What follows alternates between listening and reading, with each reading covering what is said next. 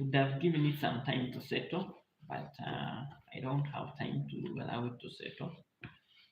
We're going to bake direct immediately on finishing. So it is not a good practice. If you want better results, first give it some time to relax. So you can see my dough is almost ready. Now what I'm going for, okay, I can take another sip on my porridge.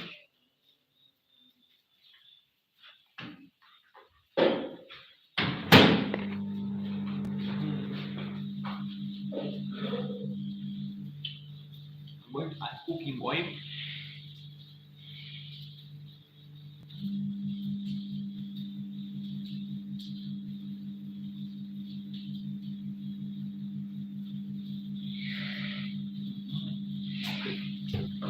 I'll just put a little. The use of cooking oil is mainly because when you put the blade and it is dry, it will not be good in the oven, it will burn. So the cooking oil is like provide some lubrication. No, not lubrication. Prevent it from burning. Anyway, at this stage I can use my hands because at this stage it can stick to my hands and then it becomes better.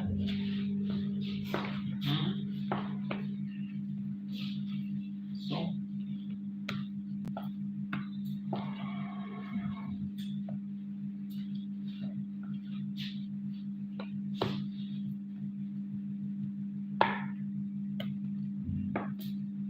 you notice now it is no longer sticking to my spoon.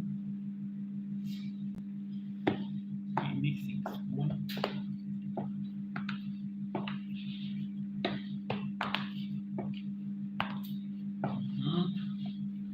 So don't.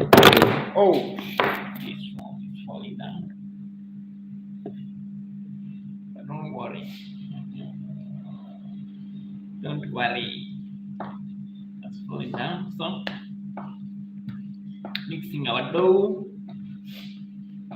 and I'm going to show you how it has become now. Now, if I touch with my hands, it cannot stick to my hands. You notice this? If I touch with my hands, there's nothing. It can't stick to my hands. So it is good. Yeah. So I want to leave it for some time, like a few minutes, because I want to make it to the yeast, the sutuko, to get into.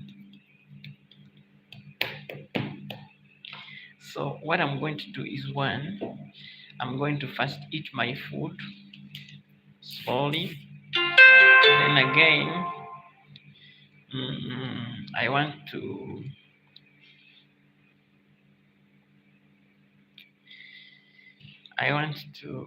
clean this stuff here. This thing for cooking, which I'll use as my cooker. So I want to pour this oil somewhere. Either I may pour it inside here, but it will be too much. So I want to put it here so that I clean it. It should not be dirty. Yeah, I used it recently for baking and frying my chicken.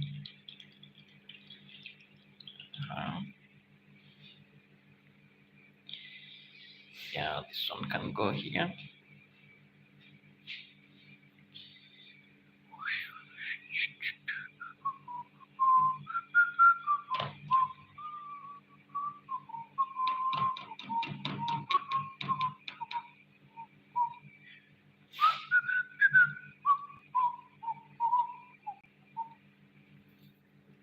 So I'm gonna have a pause.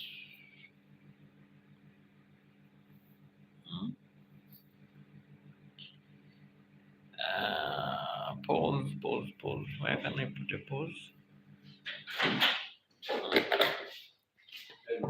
Yes.